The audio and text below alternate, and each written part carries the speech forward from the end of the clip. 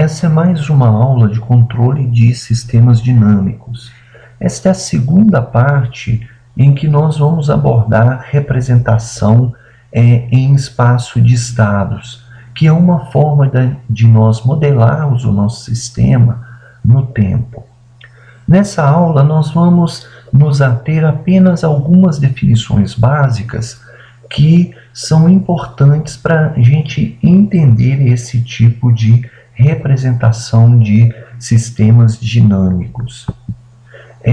Para um bom entendimento dessa aula, é necessário que haja bom entendimento a respeito de matrizes, principalmente álgebra, operações com matrizes, porque esse tipo de representação em sistemas de estados, ele usa de forma bastante intensiva representações de grandezas por matrizes e operações matriciais. Além disso, é desejável também conceitos básicos a respeito de derivação e integração. Muito bem, o primeiro conceito importante de nós definirmos é o que é estado. Antes de definir, eu vou abrir um paralelo, lembrando lá da física.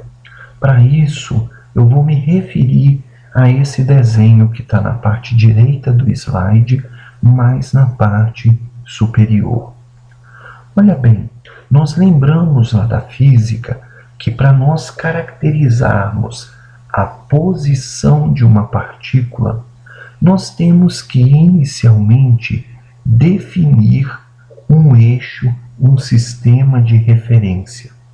Este sistema de referência, ele vai permitir a nós atribuirmos um valor que caracterize a posição de uma partícula em qualquer instante de tempo.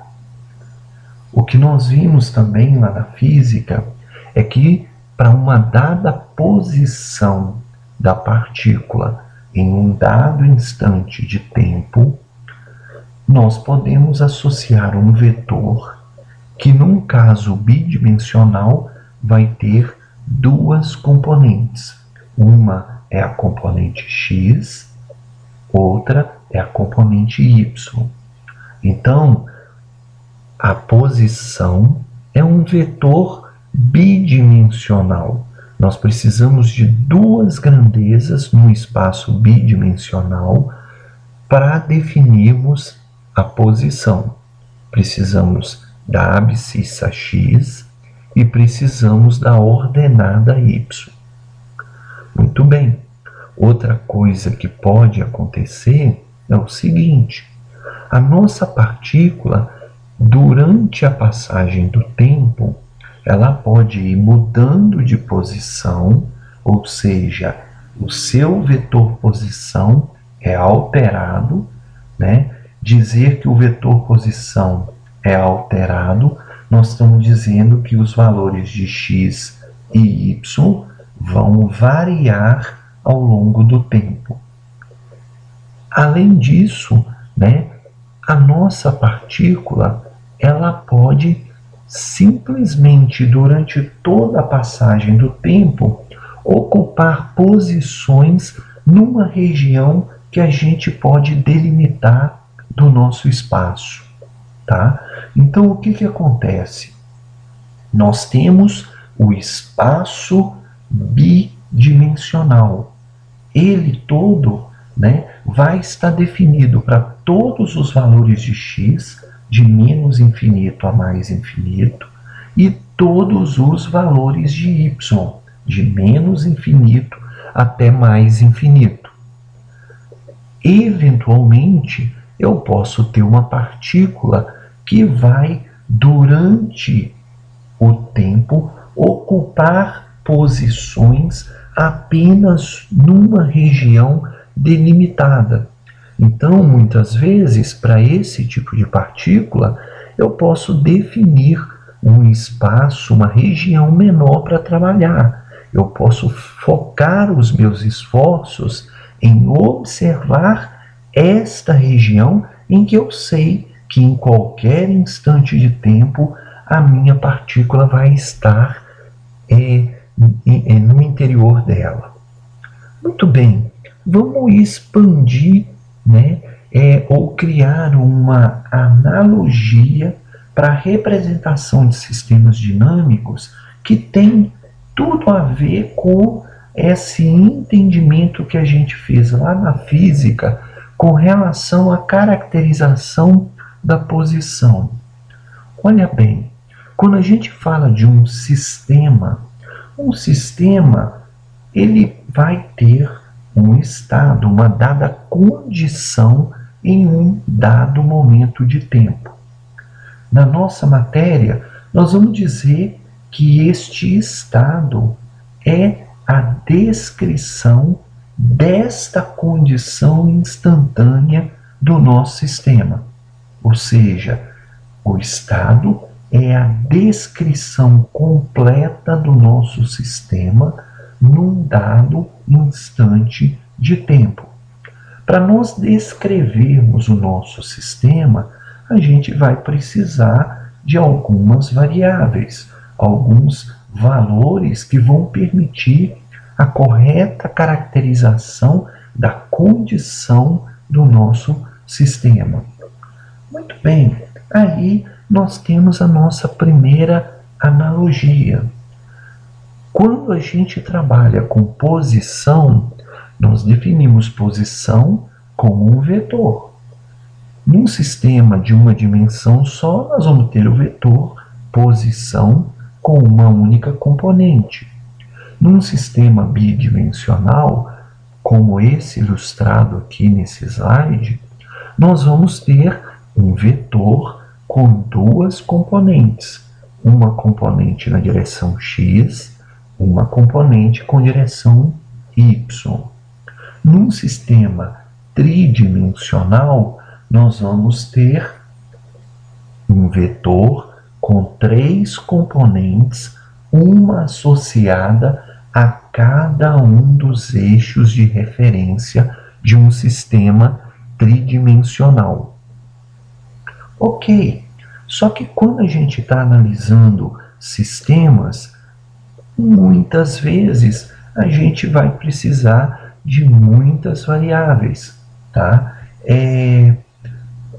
Estas variáveis são, né, as variáveis que nós vamos utilizar para montar um vetor que vai caracterizar o nosso sistema em um dado instante de tempo.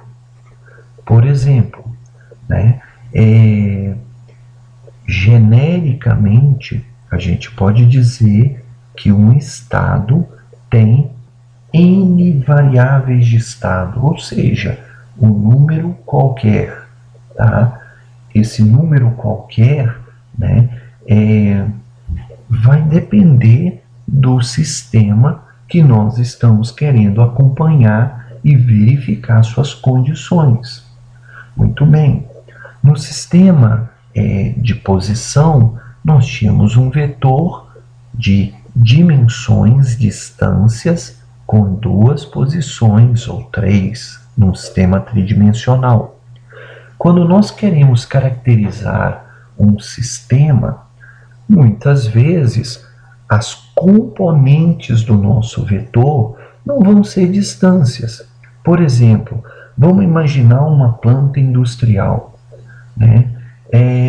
Para mim caracterizar o estado, a condição da planta num dado instante de tempo, eu posso precisar da medida da temperatura num dado componente desse sistema. Ok?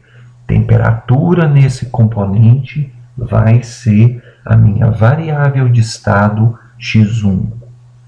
Vou precisar da pressão em algum duto dessa planta. Muito bem, eu vou fazer a minha variável de estado x2 ser a pressão naquele duto na planta.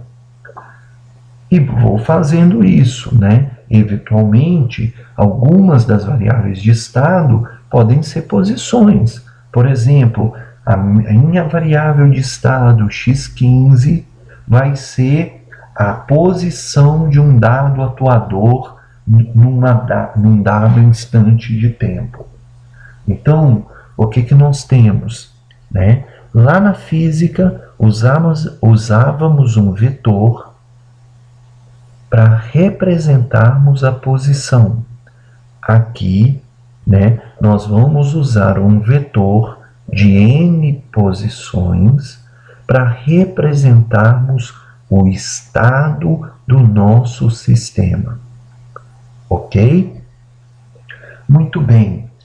Essa representação, esse vetor que caracteriza, né, o nosso sistema num dado instante de tempo é chamado de vetor de estado. E as variáveis que são os componentes desse vetor são as chamadas variáveis de estado. Nesse espaço n-dimensional, um ponto é um estado do nosso sistema em algum instante de tempo.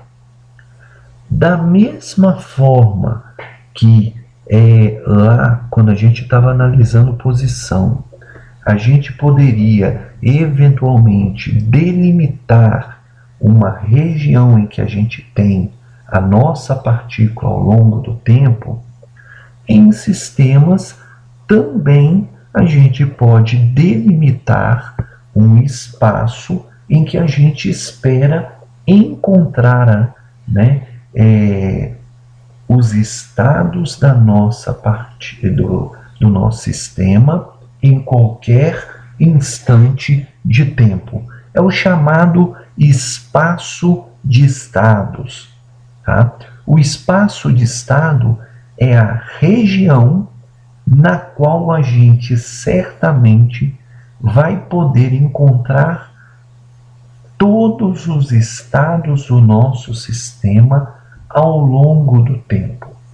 É claro que esse espaço ele pode ter uma dimensão finita, mas ele também pode ser infinito.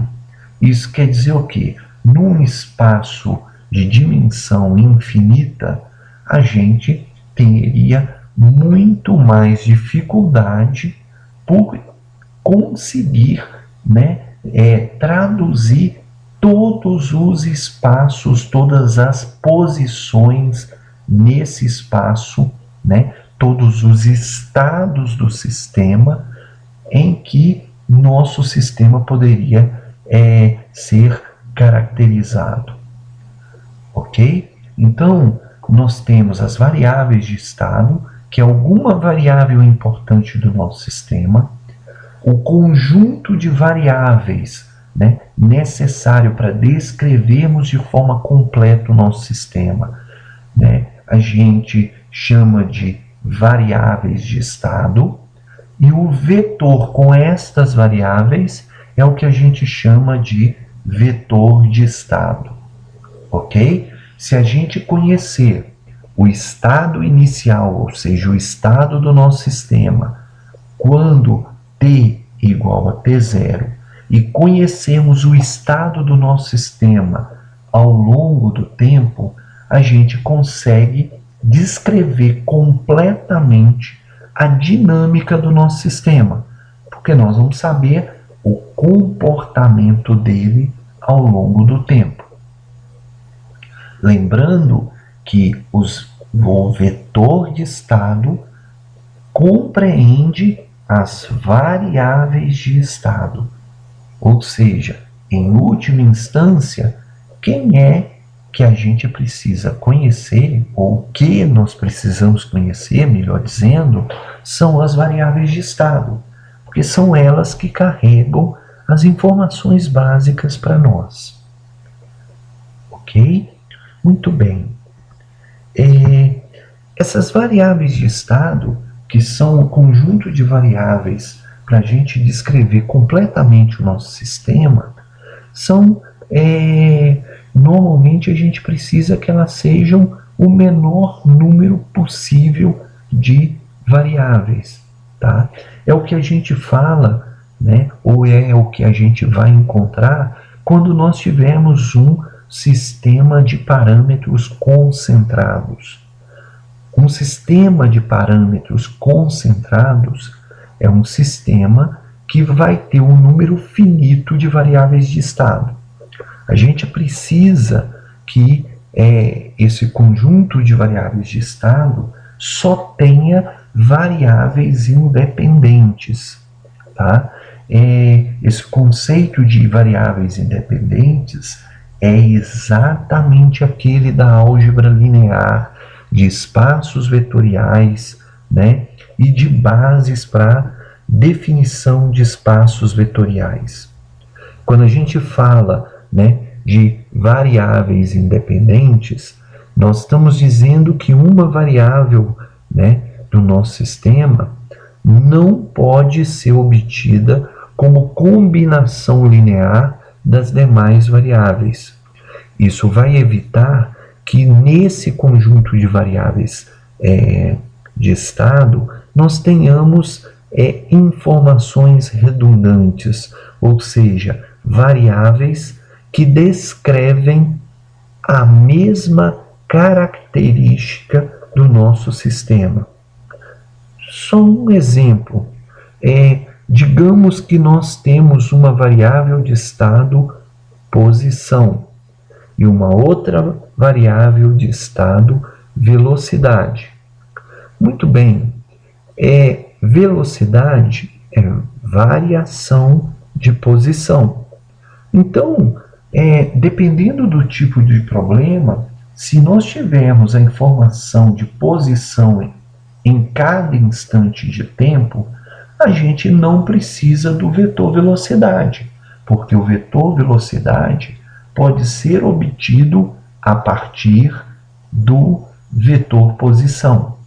Então, se nesse problema, por exemplo, né, as variáveis importantes para mim descrever a dinâmica do meu sistema são posição e velocidade de uma mesma partícula, né, e como estas possuem informações redundantes, eu posso trabalhar apenas com uma variável, tá? A variável posição. Eu não preciso me preocupar com a velocidade, porque a velocidade eu consigo obter da variação da posição ou do acompanhamento das várias posições ao longo do tempo, ok? Eu estou dizendo tudo isso porque quando a gente está definindo num sistema quais as variáveis de estado, esse conjunto tem que ser o menor possível, tá? O menor possível quer dizer para nós que nós não vamos ter redundância de informações e na hora que a gente for fazer os cálculos, nós vamos ter que trabalhar com vetores de menor dimensão. Nós vamos ter menos trabalho, vamos ter menos cálculos, vamos ter mais facilidade na hora de operar. Muito bem.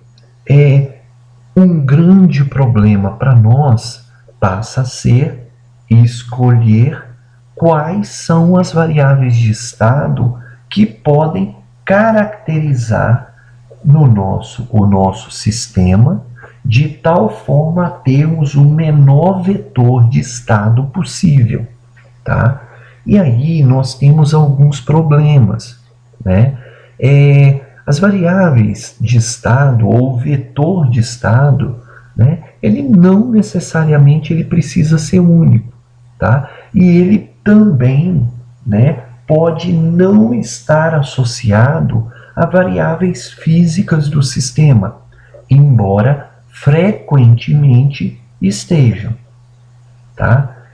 Uma forma bem prática de nós identificarmos as nossas variáveis de estado é localizar, né, quais são os componentes do nosso sistema associados com armazenamento de energia. Então, aquelas variáveis associadas a armazenamento de energia são fortíssimas candidatas a serem variáveis de estado, desde que esta energia possa influenciar a resposta ou a variação de estado, de condição do nosso sistema. Outras grandezas que merecem ser avaliadas são todas aquelas relacionadas com realimentação, porque elas, vão estar relacionadas com as nossas operações de controle. O que nós temos que ver é o seguinte: essa variável realimentada é uma variável associada com armazenamento de energia? Se ela é, então eu opto por usar a relacionada com a energia armazenada. Se ela não tiver relação com nenhuma variável relacionada a armazenamento de energia, nós então podemos avaliar, e associar essa grandeza relacionada com realimentação com uma variável de estado necessária à descrição do nosso sistema. Outro detalhe importante que nós temos que lembrar, tá? Um integrador num sistema, na operação matemática, ele é para nós um acumulador.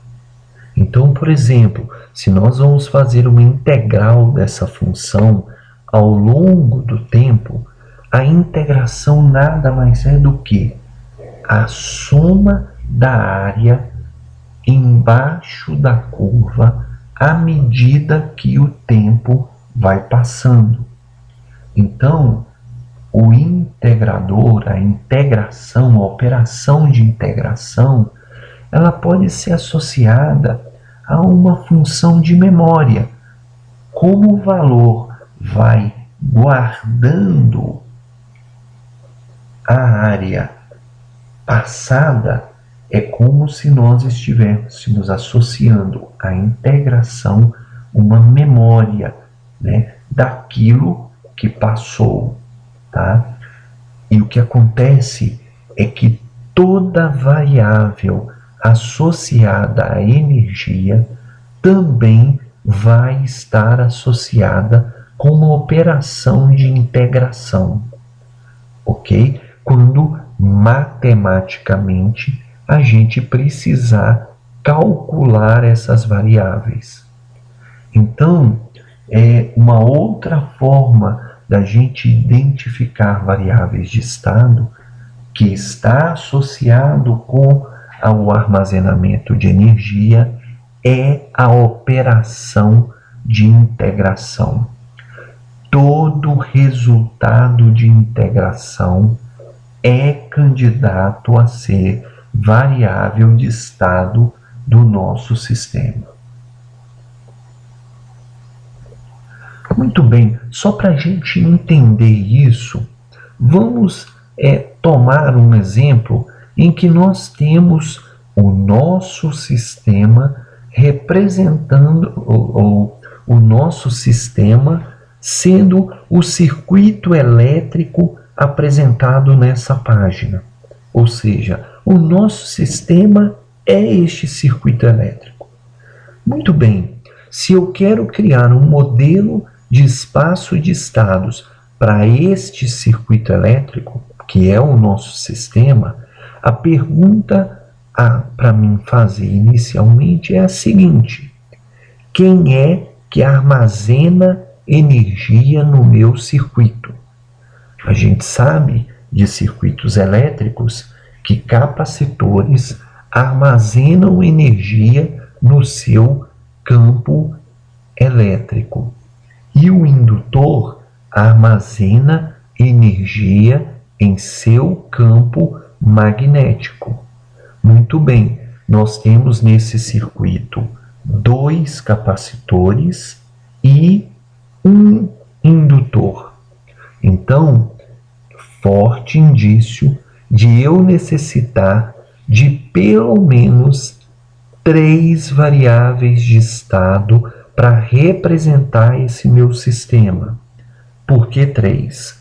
Uma associada à energia armazenada no capacitor 1, outra associada ao armazenamento de energia no capacitor C2 e outra associada ao armazenamento de energia no indutor L1. Então, nós precisamos de 3 variáveis de estado para representarmos esse sistema. Aí vem a pergunta: qual a variável de estado? Tá? E aí, vamos voltar a um capacitor. Bem, a gente sabe que a variável de estado está relacionada ao armazenamento de energia. Muito bem, qual é a fórmula de armazenamento de energia num capacitor? A gente viu lá na física que é meio de C, que é a capacitância do capacitor, vezes VC ao quadrado, em que VC é a tensão nos terminais do capacitor. Olha bem, meio é uma constante, a capacitância é uma constante. A única variável no cálculo de energia num capacitor é a diferença de potencial entre os terminais do capacitor, ou a tensão no capacitor. Ou seja, uma variável do meu sistema, uma variável de estado, vai estar associada à tensão no capacitor C1 e outra vai estar associada à tensão no capacitor C2. Porque o capacitor C1 e o capacitor C2 podem armazenar energia. Muito bem, e para um indutor? A energia no indutor pode ser calculada por meio de L vezes I IL ao quadrado, em que L é a indutância do indutor e IL é a corrente que percorre esse indutor. Muito bem. Indutor armazena energia. Ok, vou ter uma variável de estado associada a esse indutor. Qual variável de estado? Procuro qual é a fórmula de cálculo da energia armazenada no indutor. A energia armazenada no indutor é calculado por meio de L vezes IL ao quadrado. Meio é constante, L, a indutância, é uma constante, a única variável é IL. Então, IL, associada ao cálculo de energia no indutor, vai ser uma das variáveis de estado na minha representação para esse problema. O que nós fizemos aqui é o seguinte: a gente sabe que para um capacitor, a corrente no capacitor é a capacitância vezes a taxa de variação da tensão nos terminais do capacitor com o tempo. Então, conforme dissemos, o VC é a variável de estado. Vejam bem, VC calculado por um integrador. Ou seja, quando a gente fala uma variável associada à energia, também é uma variável associada a uma operação de integração. Associada, nós estamos querendo dizer que é calculada no nosso sistema, pelo modelo dele, por uma operação de integração. A mesma coisa nós temos no indutor. A tensão no indutor, VL, é o quê? É a indutância L vezes a taxa de variação da corrente através do indutor em função do tempo. A corrente através do indutor é uma variável de estado, é a corrente. Ela também é obtida por uma integração. Então, lá fisicamente falando, variável de estado associada a armazenamento de energia. Matematicamente falando, variável de estado sempre vai estar associada a uma integração. Muito bem, falamos anteriormente, ok, vamos usar um vetor de estado para descrever o nosso sistema. O vetor de estado tem um dado conjunto de variáveis de estado. Ok, vamos analisar essa representação um pouquinho melhor agora. Vamos dizer o seguinte, eu estou assumindo um sistema que só tem duas variáveis de estado. Uma variável de estado é a x1, a outra variável de estado é x2. Isso quer dizer o quê? Num dado instante de tempo t, para eu dizer o estado, a condição do meu sistema, basta eu saber qual é o valor da minha variável x1, qual é o valor da minha variável x2. O valor de x1 e x2 no instante de tempo t caracterizam ou posicionam o meu sistema ou o estado do meu sistema no meu espaço geral. Ok, deixei passar um dado instante de tempo e depois, num dado instante de tempo t', a condição do meu sistema vai ser diferente. Condição do meu sistema diferente, a gente vai dizer, na terminologia da nossa matéria, que o nosso sistema está num novo estado. Tá? O nosso sistema está no estado do tempo t'. Esse estado no tempo t' é descrito por um vetor que possui como componentes o x1 no tempo t' e o x2 no tempo t'. Quando a gente fala passagem de tempo, resposta do nosso sistema ou mudança de estado, nós estamos falando, de sair do nosso sistema, sair de um dado estado e ir para um outro estado no nosso espaço de estado n-dimensional. Tá? Então, o tempo de resposta, o tempo entre um estado e o outro, é o deslocamento, é a trajetória, no espaço de estados pelo nosso sistema. Bem, para alguns problemas, a trajetória é importante. Para outros problemas, essa trajetória ela não é importante para nós. Bem, à medida que a gente for avançando na nossa matéria, nós vamos estudar mais especificamente essa trajetória e o significado destas mudanças de estado. Ok?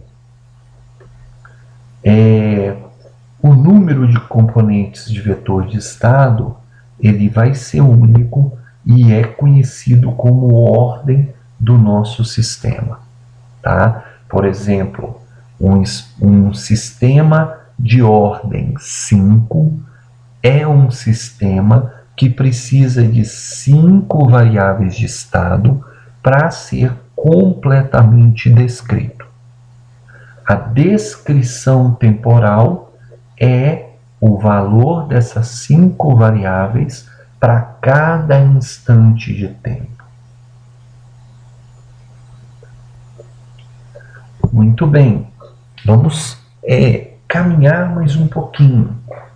Quando a gente analisou o nosso sistema no domínio da frequência, a gente associou a função de transferência, a um bloquinho. O nosso diagrama de blocos lá, quando a gente estava trabalhando no domínio da frequência, era um diagrama que tinha uma entrada e uma saída, e a nossa descrição do sistema era feita através da função de transferência, tá?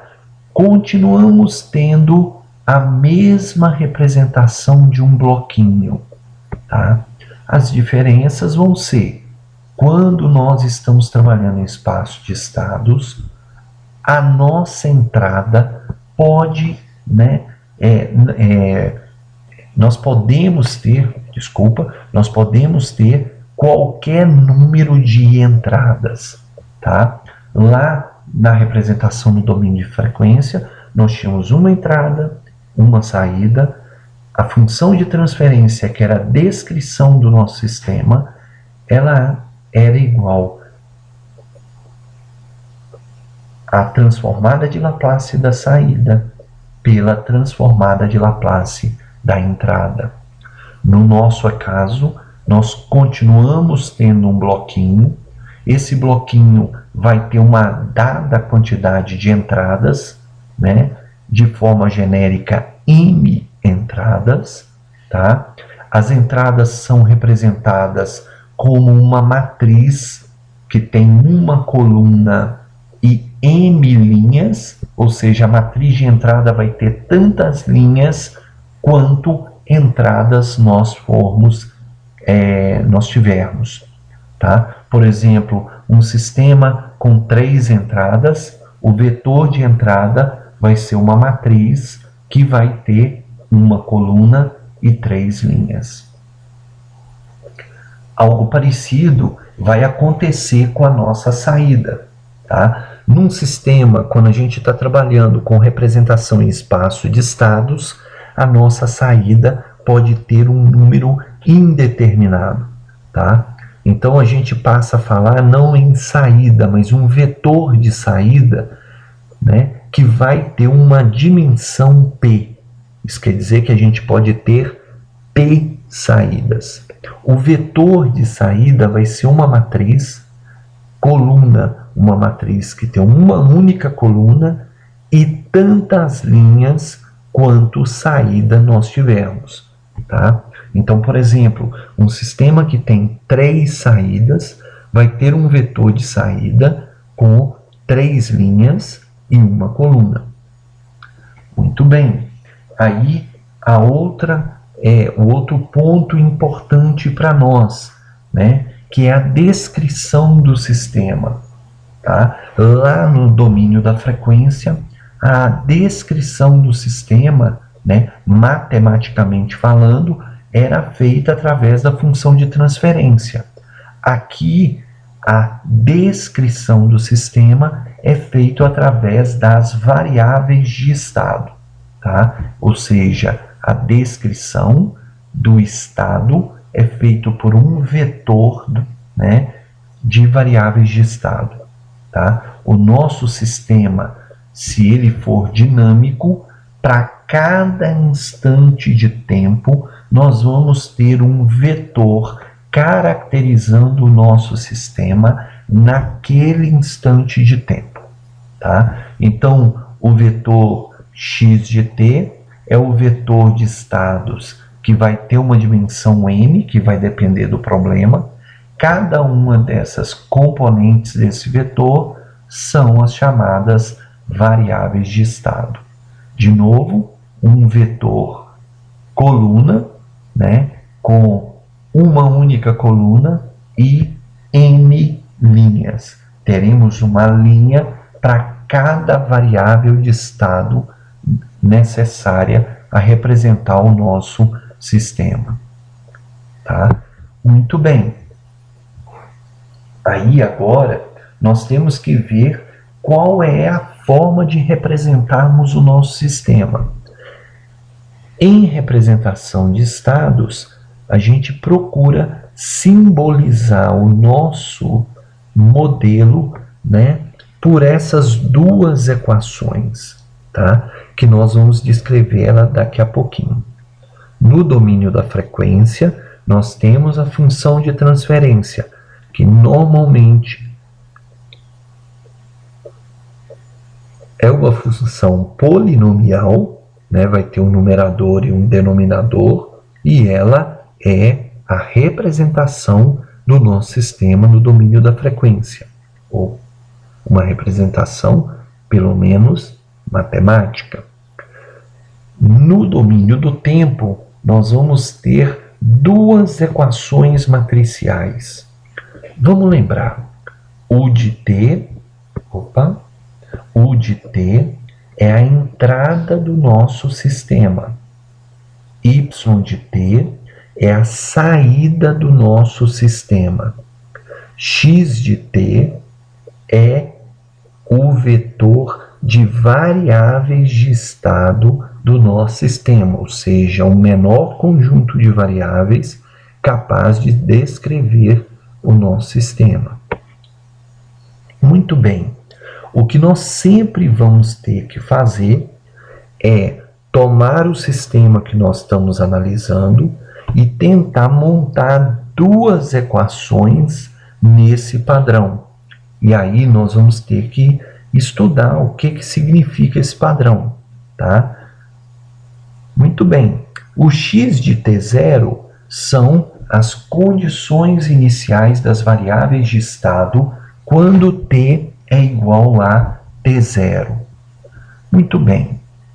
Vamos tomar essas duas equações. A gente sabe que x de t é o vetor de variáveis de estado. Bem, o x ponto de t é a derivada do vetor de estados, tá? Das variáveis de estado. Isso quer dizer o que para nós de uma forma teórica?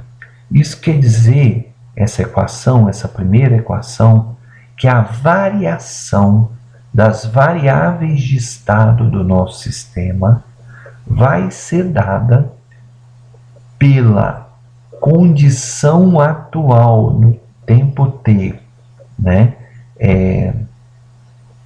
Das variáveis de estado e da entrada do nosso sistema, U de t. Ou seja, como variam as variáveis de estado depende do valor dessas variáveis e da entrada do nosso sistema.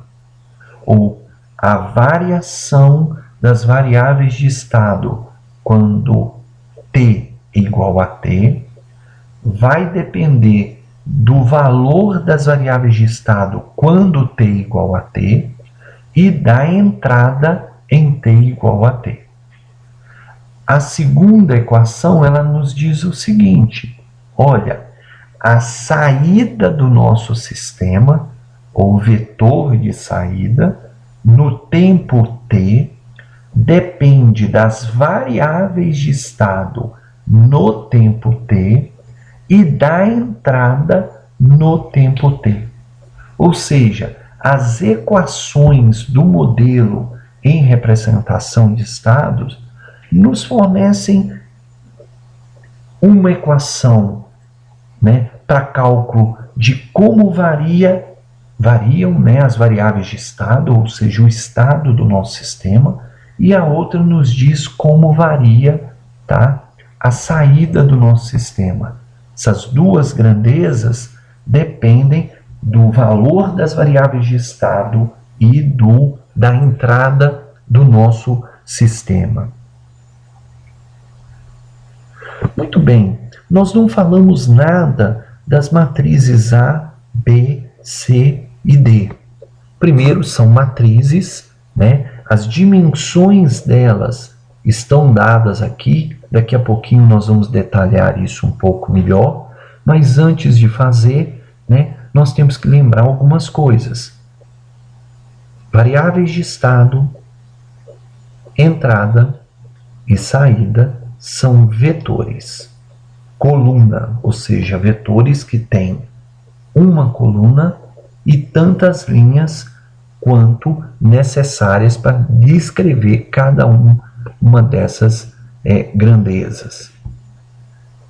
E a equação, né, as duas equações de representação em espaço de estados, elas também possuem um análogo, né, implementável em diagrama de blocos.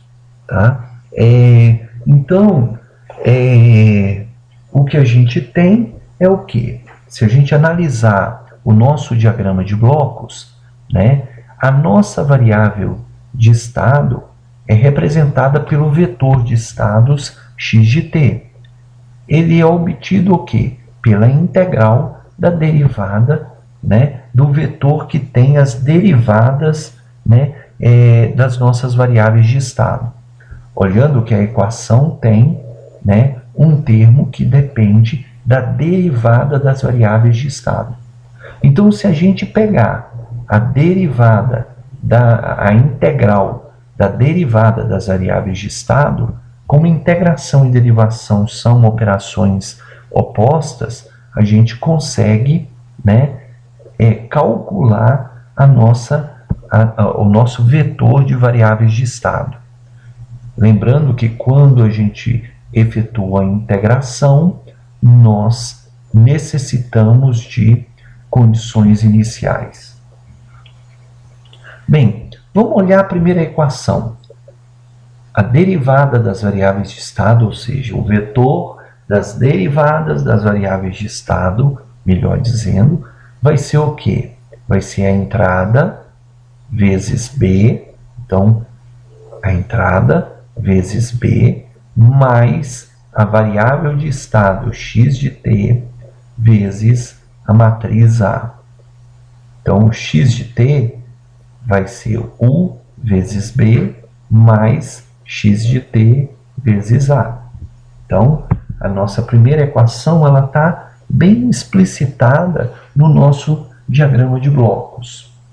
A saída ela vai ser o quê? A saída vai ser x vezes c mais u vezes d. Então, a segunda equação ela também está expressa nesse diagrama de blocos. Ok? As mesmas operações que nós falamos para diagramas de blocos, válidos para quando a gente tinha funções de transferência, a gente pode aplicar aqui, né, para também conseguir fazer estudos de expansão ou redução do nosso sistema segundo eventuais necessidades.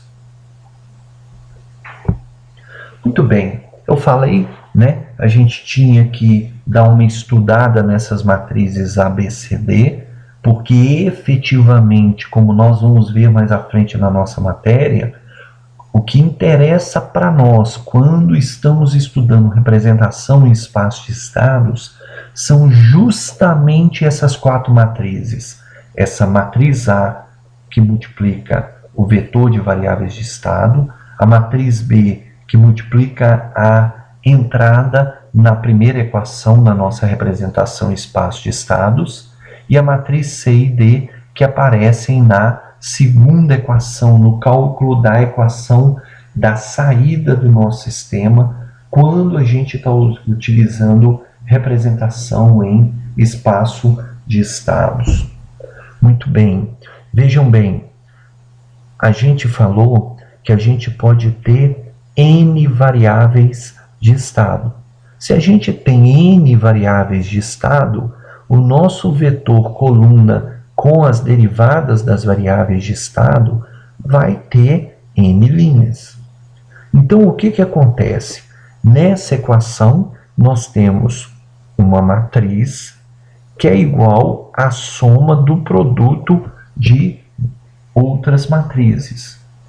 Para que a gente tenha o segundo membro da equação igual ao primeiro, o resultado da multiplicação da matriz A pela matriz de vetor de estados tem que ser um vetor coluna, tá? Com N linhas, porque senão o primeiro membro da equação não vai ser igual a um dos termos da equação. Com isso, a matriz A vai ter o quê? como nós temos n linhas, né, n variáveis de estado, a matriz A, para multiplicar por ela, vai ter que ter n colunas. Como nós temos n variáveis de estado, ou seja, vamos ter n linhas, nós vamos ter a matriz A com n linhas. O mesmo a gente pode observar com relação à matriz B. A gente disse que as entradas podem ser, né, até m, ou seja, nós temos m entradas. Nós vamos ter que fazer multiplicação do vetor de cada linha de B vezes a coluna de A na hora de fazer essa operação matricial. Então, nós vamos ter que ter a matriz B com m colunas para podermos conseguir fazer a multiplicação com o vetor de entradas. Além disso, o resultado dessa operação vai ter que ter o mesmo tamanho da nossa matriz, né, do outro lado da igualdade, né? Então, o que nós vamos ter? Essa matriz B vai ter que ter n linhas, porque nós temos n variáveis de estado. E vai ter que ter m colunas, porque nós temos, né, m entradas. Então, de uma forma mais simples, a matriz A, eu olho quantas variáveis de estado eu tenho. Por exemplo, se eu tiver 5 variáveis de estado, eu vou ter uma matriz A 5 por 5. A matriz B, eu tenho que olhar o número de variáveis de estado e o número de entradas. Por exemplo, digamos que eu tenho 5 variáveis de estado. Então, a matriz B vai ter que ter 5 linhas. E eu tenho 2 entradas. Então, essa nossa matriz B vai ter que ter 2 colunas. Raciocínio similar nós vamos fazer para outra equação do nosso sistema de equações para a representação em espaço de estados. A gente pode ter P linhas, P saídas, né? Então, o resultado dessas duas multiplicações da equação vão ter que resultar, né, em uma matriz coluna, com uma única coluna e P linhas. Então, a matriz C, como ela é multiplicada pelas matriz de variáveis de estado, vai precisar ter n colunas. Nós vamos multiplicar essa linha pela matriz de variáveis de estado. Então, a matriz C vai ter n colunas e vai ter tantas linhas quanto saída nós tivermos. A matriz D, ela está associada, né, com o número de saídas, ou seja, se nós temos 3 saídas, por exemplo, a matriz D vai ter que ter 3 linhas. E o número de colunas é definido pelo número de entradas. Se nós temos 3 entradas, nós vamos ter 3 colunas na matriz D. Ok? Então, as dimensões das matrizes A, B, C e D estão definidas pelo número de variáveis de estado, pelo número de entradas e pelo número de saídas. Muito bem, um exemplo aqui só para ficar bem claro. Olha bem, nós temos duas equações. A primeira equação, né, as derivadas das variáveis de estado, é igual a uma matriz, essa é a matriz A, vezes a matriz de variáveis de estado, mais a matriz B, vezes a entrada. Na outra equação, que é a equação da saída, a saída é igual à matriz C, vezes a matriz de variáveis de estado, mais a matriz D, que nesse caso é uma matriz de uma única posição, porque nós só temos uma entrada. Muito bem, então o que acontece? Nós só temos uma entrada, uma saída, duas variáveis de estado. E aí fica fácil a gente observar as equações. A primeira equação que a gente pode tirar aqui, ó, o x1 ponto vai ser o quê? A multiplicação da primeira linha de A vezes o vetor, né, que contém as variáveis de estado. Então, nós vamos ter 0 vezes x1 mais menos 1 vezes x2. Aqui nós vamos ter 0 vezes 1. Então, o x1 ponto é menos x2. A segunda linha nos dá a equação para variável x.2. A variável x.2 vai ser o quê? Multiplico essa linha pela coluna da matriz de variáveis de estado. Então, nós vamos ter 2 vezes x1 mais 3 vezes x2, está aqui, mais 1 vezes u. Tá? Então, existe, né, uma amarração entre as dimensões das matrizes A, B, C, D com o número de entradas, o número de saídas e o número de variáveis de estado. Ok? Muito bem. Então, esta equação matricial equivale a essas duas equações na parte inferior. O que acontece é o seguinte: quando estamos trabalhando com variáveis de estado, conforme eu já havia mencionado antes, o que interessa para nós são as matrizes ABCD. É em cima delas que nós vamos fazer todas as nossas operações.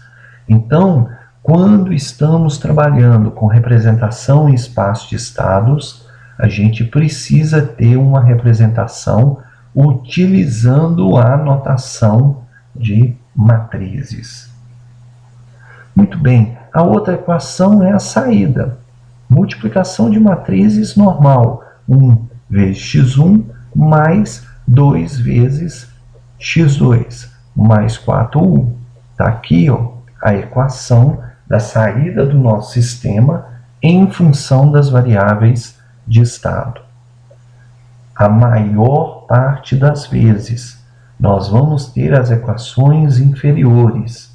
Nós precisamos tomar essas equações e, deixar elas no formato matricial, porque é nesse formato matricial que nós vamos trabalhar. Tá? Na próxima aula, nós vamos trabalhar com alguns exemplos e vai ficar mais fácil a gente verificar essas operações. A gente detalha isso um pouquinho melhor lá. Então, dessa aula, o importante que fica para nós é a definição de estado, que é a condição, o estado do nosso sistema num dado instante de tempo, tá? O conceito de variável de estado, que é uma variável que representa uma grandeza relacionada com o armazenamento de energia do nosso sistema e que é necessária para a descrição do comportamento dinâmico do nosso sistema. O conceito de vetor de estado, que é um vetor composto por variáveis de estado, Então, nesse nosso caso, nós temos duas variáveis de estado, x1 e x2. Então, temos um vetor de estado com duas componentes, uma definida pelo valor de x1 e outra de x2, tá? O nosso sistema muda de estado ao longo do tempo, né? Em cada estado nós vamos ter um vetor de estado, ou seja, um conjunto de variáveis de estado diferente que traduz a condição do nosso sistema, né? E a gente consegue pegar as nossas equações algébricas e deixar ela no formato, né, de uma equação matricial, tá? De forma a destacar as 4 matrizes que são importantes para nós, a matriz A, a B, a C e a D. Na próxima aula, através de 2 exemplos, nós vamos explorar melhor como criar essa equação matricial e como a gente, né, identifica cada uma dessas matrizes A, B, C e D. Com isso, nós vamos encerrar essa aula, né? Qualquer dúvida, qualquer observação, ela é interessante para a gente tentar melhorar a qualidade, né? Na próxima aula, nós vamos trabalhar com, ou na próxima parte, né? Nós vamos trabalhar com exemplos unicamente. Muito obrigado.